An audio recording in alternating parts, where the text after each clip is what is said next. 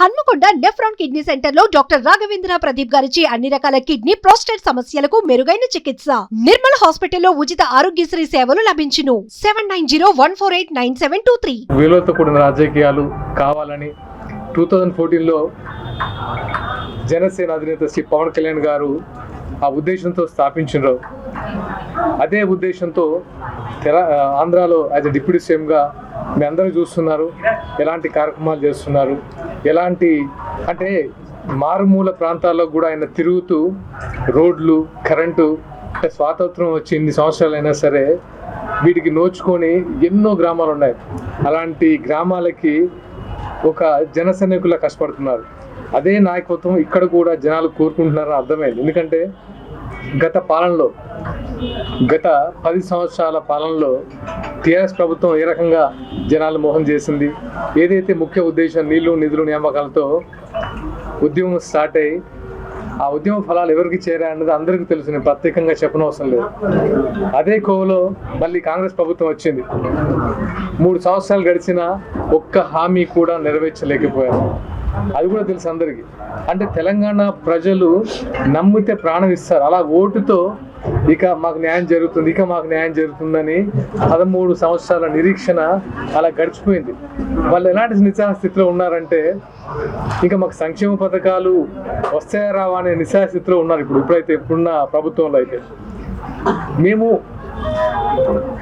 శ్రీ అధినేత పవన్ కళ్యాణ్ గారు 10 సంవత్సరాలు మాట్లాడలేదు. ఎందుకంటే కొత్తగా ఏర్పడిన రాష్ట్రం కాబట్టి మనము వాళ్ళ మీద అవాకులు చవాకులు చేసి వాళ్ళని ప్రతిసారి ఇబ్బంది పెట్టడం మంచిది కాదు. వాళ్ళు ఒక పునర్నిర్మాణం చేసుకుందారనే ఆలోచనతో ఏం మాట్లాడలేదు.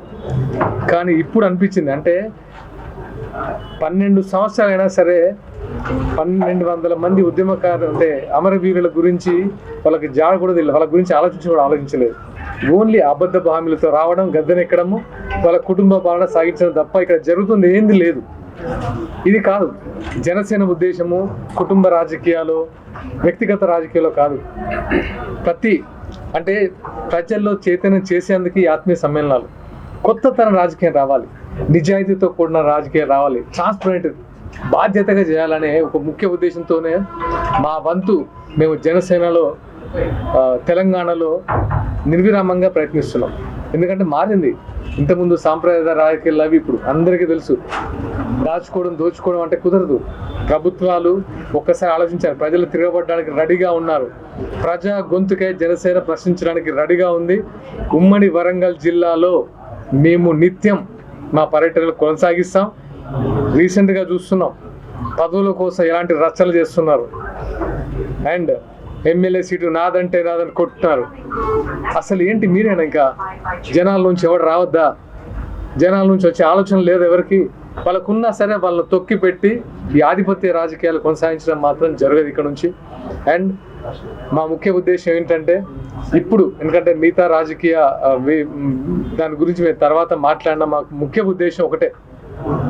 జనసేన తెలంగాణలో చాలా బలంగా ధీటుగా, అన్ని పార్టీలకు ధీటుగా మేము ప్రజా గొంతుకే ప్రశ్నిస్తాం. ప్రజల సమస్యలు తీర్చే విధంగానే మేము ప్రయత్నిస్తాం. ప్రజల కోసమే మేము ఎంతైనా సరే మేము పోరాటం చేస్తాం.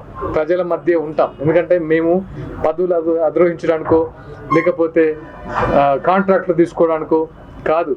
13 సంవత్సరాల ఉద్యమ ఫలితాలు ఎవరికి పోయాయి? ఎంతమందికి ఉద్యమ ఫలితాలు అందాయి? కుటుంబాలకు అందాయా, సామాన్య ప్రజలకు అందాయా అని ప్రశ్నించడానికే మేము జనసేన గొంతుగా ఈ ప్రజల పక్షంగా నిలబడుతున్నాం. దానికి మీ అందరి సహకారం కావాలి. ముఖ్యంగా మీడియా మిత్రులకి మరొకసారి ధన్యవాదాలు. ఇక్కడ నుంచి అయినా సరే అంటే ఈరోజు రాజకీయాలని యువతరం గొంతెత్తపోతే సమస్యలను ఎవరు పరిశీలిస్తారు? ప్రభుత్వాలు గద్దెనెక్కుతున్నారు, దాచుకుంటున్నారు. చూస్తున్నా కదా అవినీతి.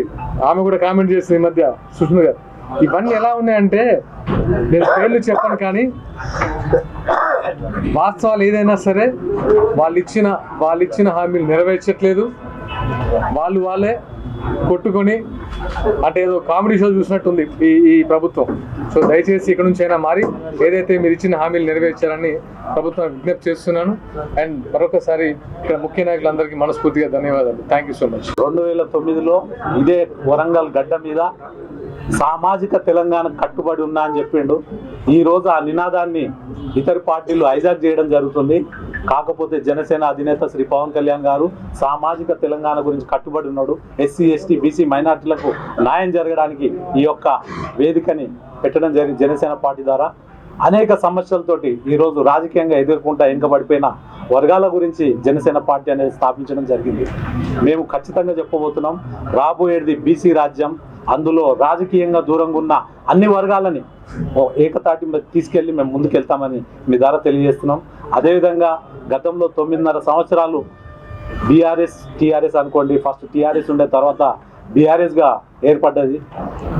టీఆర్ఎస్కి బీఆర్ఎస్కి నేను ఒకటే చెప్పదలుచుకున్నా, 9.5 సంవత్సరాలు మీరు మిగతా వర్గాలకు బర్రెలు గొర్రెలు ఇచ్చి ఏ రకంగా అయితే అన్యాయం చేసి ఆస్తులు కూడగట్టుకుర్రో ఈ రోజు అటువంటి సమస్య ఉండదు. ఎందుకంటే జనసేన పార్టీ తిరగబడబోతుంది రాబోయే రోజు. ఎందుకంటే మీరు కోట్లాది కోట్ల రూపాయలు అక్కడ ఎక్కడ కూడా ఉద్యమకారులకు న్యాయం జరగకుండా మీరు మీ కుటుంబానికి న్యాయం జరిగేలాగా, అదేవిధంగా ఇంకో బ్రాంచ్ పెట్టుకునేలాగా కవిత గారు కూడా ఎందుకంటే ఆమెకు లిక్కర్ పైసలు సరిపోలే, ఆమె ఇంకో పార్టీ పెట్టి ఈరోజు మళ్ళా సామాజిక తెలంగాణ బీసీ ఎజెండా ఇవన్నీ కొత్తగా అంటే 9.5 సంవత్సరాలు వాళ్ళు ఉన్నప్పుడు ఎక్కడ కూడా ఏ వర్గం గుర్తుకు రాదు. ఎందుకంటే రాజభోగం అనుభవిస్తారు కాబట్టి ఇప్పుడు మాత్రం అందరూ ఒకే ఎజెండా మీద పోతారు. మేము 2009-8 జనసేన అధినేత శ్రీ పవన్ కళ్యాణ్ గారు ఈ యొక్క సామాజిక తెలంగాణకు కట్టుబడి ఉన్నా అని యావత్తు తెలంగాణలో తిరిగిన ఘనత జనసేన అధినేత శ్రీ పవన్ కళ్యాణ్ గారి. ఆయన సామాజిక తెలంగాణ అనగానే అన్ని పార్టీలు ఉలికిపడి మాకు పర్మిషన్ కూడా ఇవ్వకుండా ఏదైతే హైదరాబాద్లో మీటింగ్ పెట్టుకుంటామంటే పర్మిషన్ కూడా ఇవ్వలే. అంటే ఈరోజు చూడండి, ఒక్క వ్యక్తిని అడ్డుకోవడానికి అన్ని పార్టీలు, ఒకళ్ళు అంటారు ప్రాంతం కాదు, ఒకళ్ళు అంటారు రాష్ట్రం కాదు, ఒకళ్ళు అంటారు ఇంకో రకంగా. మేము ఒకటే అంటాం, జాతీయ పార్టీలు జాతీయ భావాలు కలిగి ఉండాలి.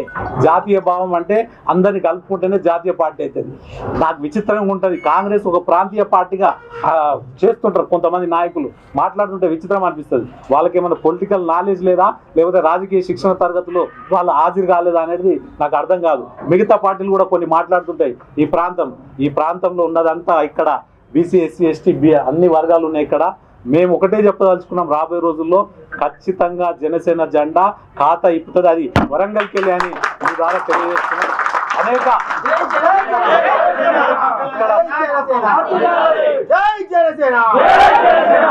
మేము చెప్తున్నాం, జనసేన జెండా ఇక్కడ నుంచి రెపరెపలాడిపిస్తాం.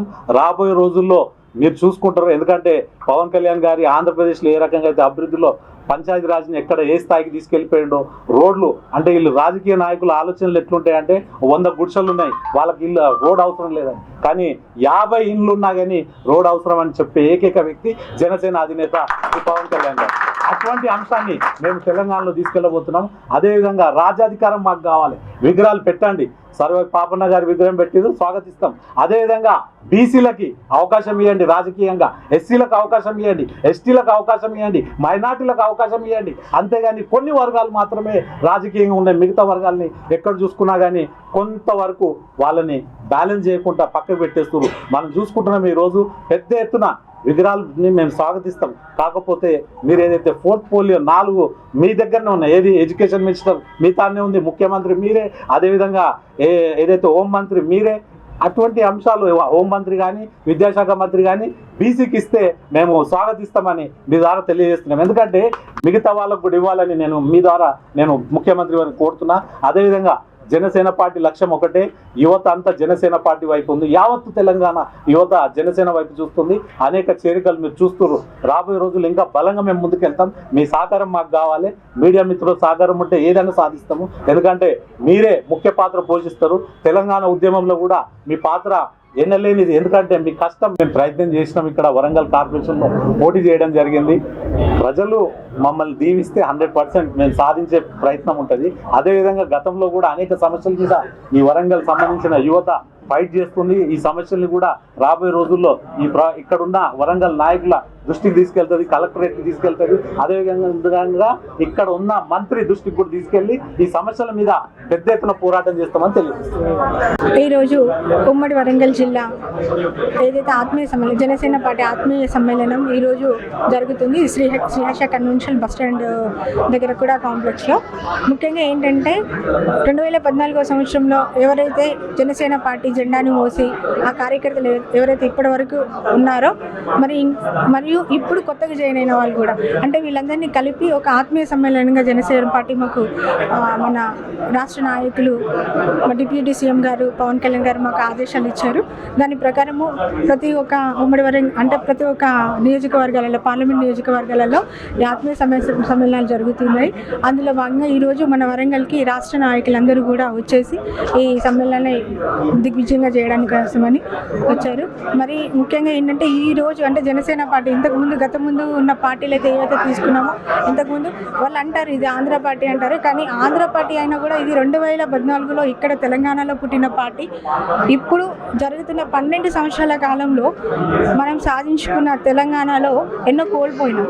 ఇక్కడ ఇప్పుడు తెలంగాణ వాళ్ళే ఈ పార్టీ మనకి రాజ్యాంగబద్ధంగా ఏ పార్టీలైనా కూడా ఇక్కడ ఉండొచ్చు.